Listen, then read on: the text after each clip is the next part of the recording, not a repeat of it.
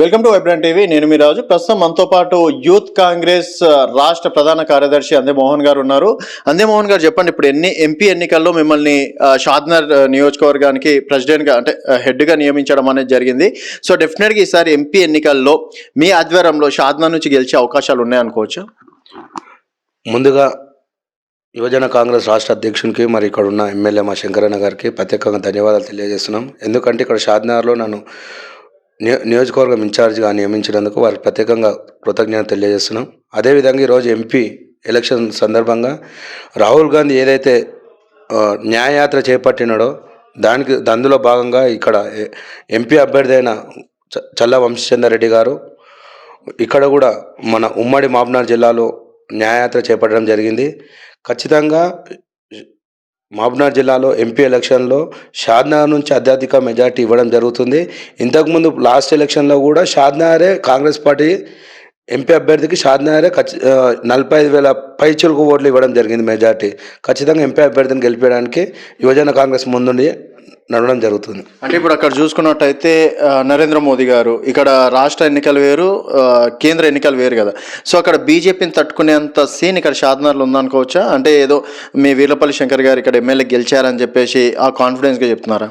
అలానే కాదండి, ఖచ్చితంగా ఇక్కడ ఉమ్మడి మహబూబ్నగర్ జిల్లాలో ఖచ్చితంగా అభ్యర్థిని మేము గెలిపించుకుంటాం. ఇక్కడ వంశన్న ఎంపీగా గెలవబోతున్నాడు. కాబట్టి ఇప్పుడు అక్కడ ప్రధానమంత్రి మోదీ గారు ఏం చేస్తున్నారు, ఏమున్నా రాముని చూపించి రామభక్తిని చూపించారు. రాముడు అందరికీ దేవుడు.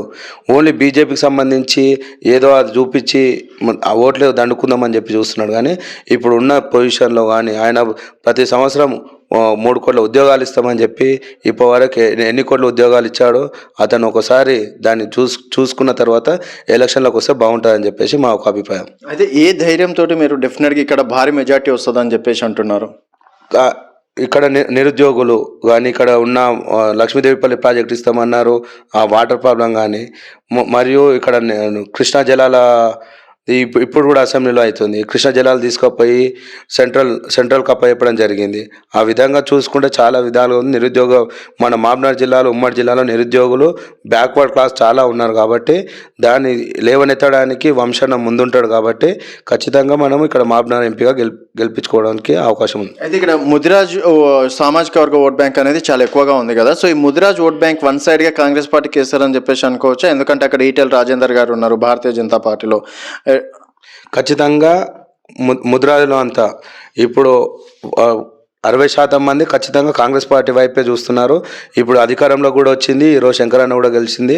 ముదిరాజులు అంతా ఐక్యతగా ఉండి మనమందరం కాంగ్రెస్ పార్టీ వైపు వెళ్తేనే మనకు ముందు అభివృద్ధి కానీ మన ముద్రాలో కూడా న్యాయం జరుగుతాయని ఒక ఆలోచనతో ఉన్నారు. కాబట్టి ఖచ్చితంగా ఇక్కడ కూడా ఎంపీ కూడా ముద్రాజులంతా ఏకతాటిపై ఉండి కాంగ్రెస్ పార్టీ అభ్యర్థిని గెలిపడానికి సిద్ధంగా ఉన్నారు. అయితే మొన్న ఎమ్మెల్యేకి కూడా కేవలం 6-7 వేల మెజార్టీతోనే గెలిచారు. సో ఇప్పుడు మీరు మాటలు అన్ని కాన్ఫిడెన్స్ అనుకోవచ్చు, ఓవర్ కాన్ఫిడెన్స్ అనుకోవచ్చు? కాన్ఫిడెంట్గా చెప్పగలుగుతున్నామండి.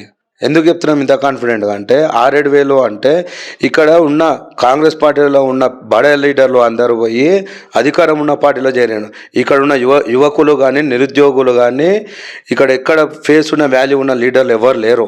ఇక్కడ కరుడు కట్టిన కాంగ్రెస్ కార్యకర్తలు కష్టపడి గెలిపించడం వల్లనే కాంగ్రెస్ పార్టీ గెలిచింది. ఖచ్చితంగా అదేవిధంగా అంతకు రెట్టింపుగా ఉత్సాహంతో ఇప్పుడు పనిచేయడానికి ఇంకా సిద్ధంగా ఉన్నాం. అయితే ఇప్పుడు కాంగ్రెస్ పార్టీ ఎగ్జాంపుల్ మీరు అసెంబ్లీ ఎన్నికల్లో చాలా కష్టపడ్డారు, మీలాంటి వాళ్ళని గుర్తిస్తుందని చెప్పేసి అనుకోవచ్చా? ఎందుకంటే ఈ మధ్యకాలంలో చాలామంది ఎమ్మెల్యేలు కలుస్తున్నారు, ఎంపీలు కలుస్తున్నారు కాంగ్రెస్ పార్టీలో. రేపన్నాడు ఇదే షాద్నగర్ నుంచి, మీ షాద్నగర్ నుంచే బడా లీడర్లు బీఆర్ఎస్ నుంచి ఒకవేళ కాంగ్రెస్లోకి వచ్చిండ్రు అనుకోండి, మీలాంటి వాళ్ళ పరిస్థితి ఏంటి? ఖచ్చితంగా మనకు ఇప్పుడు ఎగ్జాంపుల్ చెప్తున్నాము. ఇప్పుడు స్టేట్ వైడ్గా తీసుకుంటే వెంకట్ బల్మూర్ గారే ఉన్నారు, ఒక ఎన్ఎస్ఏ స్టేట్ ప్రెసిడెంట్గా ఉండి ఈరోజు ఎమ్మెల్సీ స్థానానికి వచ్చారు. షాద్నగర్ నియోజకవర్గానికి కూడా వస్తే కూడా ఖచ్చితంగా మాలాంటి వాళ్ళకు ఇప్పటి వరకు షాద్నగర్ నియోజకవర్గంలో ముద్రాజులకు కానీ యువతకు కానీ ఏ లీడర్ పెద్దపీట వేయలేదు. ఈరోజు ఉన్న లీడర్ కానీ మా నాయకుడు కానీ ఖచ్చితంగా యువతకు ఖచ్చితంగా పెద్దపీట వేస్తారు. మాలాంటి యువ నాయకులను ఎంకరేజ్ చేయడానికి శంకరన్న ముందంజలో ఉంటారు. ఇప్పుడు ఎంత పెద్ద లీడర్లు వచ్చినా సరే కాంగ్రెస్ పార్టీకి వెన్నంటూ ఉండి కష్టపడ్డ కార్యకర్తలు ప్రతి ఒక్కరిని గుండెలో పెట్టి చూసుకున్నాను. మొన్న కూడా ఎంపీ ఎలక్షన్ల కార్యకర్తల మీటింగ్లో కూడా చెప్పడం జరిగింది. ఈరోజు నేను ఈ స్థాయిలో ఉన్నా అంటే ఆ కార్యకర్తలు నేను గుండెలో పెట్టి చూసుకుంటాను అంటాడు. ఎంత పెద్ద లీడర్లు వచ్చినా, ఎంత పెద్ద వాళ్ళు వచ్చినా సరే ఖచ్చితంగా మాలాంటి వాళ్ళకి స్థానం ఉంటుంది, మాలాంటి వాళ్ళని గుర్తిస్తుంది పార్టీ. గుర్తించడానికి ఈరోజు నేను రాష్ట్ర స్థాయిలో ఉన్నా అని చెప్పేసి నా ఒక నమ్మకం. ఓకే, సో ఇదివరకు బాగానే ఉంది. మీ రాష్ట్ర అధ్యక్షులు శివసేన రెడ్డి గారికి ఇప్పటివరకు ఎట్లాంటి పదవి రాలేదు. సో ఎమ్మెల్యే టికెట్ ఎక్స్పెక్ట్ చేశారు, అది కూడా రాలేదు. మేబీ ఎమ్మెల్సీ అనుకున్నారు, అది కూడా రాలేదు. సో రాష్ట్ర అధ్యక్షుడికే ఆడ ఏం చూడలేదు, మిమ్మల్ని చూస్తారని ఎట్లా అనుకో. ఇప్పుడు రాష్ట్ర అధ్యక్షునికి చూడలే అని చెప్పేసి మీరు అనుకుంటున్నారు. ఇప్పుడు మొన్న 2 ఎమ్మెల్సీలే ఖాళీ అయినాయి కదా. అక్కడ సీనియర్ వర్కింగ్ ప్రెసిడెంట్ గారు ఉన్నారు, ఎన్ఎస్యూ నెక్స్ట్ ఇంకా 2 ఖాళీ అయిపోతున్నాయి. అందులో కూడా అవకాశం ఉంటుందిగా ఖచ్చితంగా. అందులో లేకపోతే ఎంపీ కూడా అడుగుతున్నాం, మేము ఎంపీ కూడా కావాలని చెప్తున్నాము.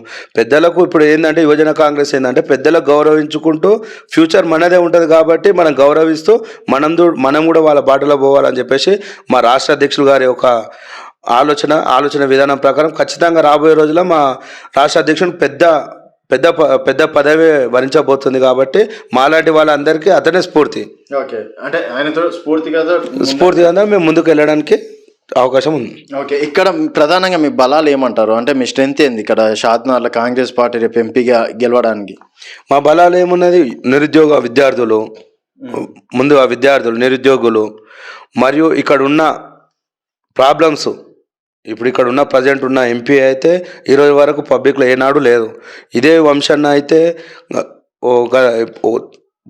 ఊర్లలో పోతే ఒక ఊర్లో పోయినా 10 మందినైనా గుర్తుపట్టి అక్కడ ఉన్న సమస్యను లేవనెత్తి ఆ ప్రాబ్లమ్ సాల్వ్ చేయడానికి అవకాశం ఉంటుంది. కాబట్టి మా బలాలు చూసుకుంటే ఇక్కడ ఇప్పుడు కాంగ్రెస్ పార్టీలో మా మాజీ ఎమ్మెల్యే ప్రతాపన్న గారు కూడా రావడం జరిగింది. అతనే రావడం వల్ల శ్యామన్న కూడా రావడం జరిగింది. ప్రజెంట్ ఉన్న జెడ్పీటీసీ తాండ్ర విశాలక్క కానీ ఎంపీపీ గాను చాలామంది రావడం వలన మాలాంటి వారికి యువకులకు కూడా జోష్ వచ్చి ఖచ్చితంగా మేము వర్క్ చేయడానికి సిద్ధంగా ఉన్నామని చెప్పి తెలుసు. ఎంత మెజార్టీ ఇవ్వగలుగుతారు ఒకవేళ రేపు ఎలక్షన్స్లలో? ఖచ్చితంగా మేము మెజార్టీ ఉమ్మడి మహబూబ్నగర్ జిల్లాలో అన్ని నియోజకవర్గాల కన్నా షాద్దా నియోజకవర్గం మాత్రం ఖచ్చితంగా అన్ని నియోజకవర్గాల కన్నా షాద్దా నియోజకవర్గం భారీ మెజార్టీ ఇవ్వబోతుంది. మీకు ఎంపీ ఎన్నికల్లో ప్రధాన పోటీ ఏదంటారు? ప్రధాన పోటీ బీజేపీ అనుకున్నాం. బీఆర్ఎస్ మాత్రం లేదు, బీజేపీ కాంగ్రెస్ మధ్యనే ఉంటుంది. సో బీజేపీ ఎవరికి టికెట్ వచ్చినా వంశీచంద్ర రెడ్డి గారు గెలవబోతున్నారు. పక్కా డౌటే లేదు. పక్కా కాన్ఫిడెంట్ ఉన్నాం. ఓకే, సో మొత్తానికైతే ఎంపీ ఎన్నికల్లో మాత్రం వంశేంద్ర రెడ్డి గారిదే విజయం అని చెప్పేసి కూడా అందెమోహన్ గారు అంటున్నారు. ఇది అందెమోహన్ గారితో స్పెషల్ FTF.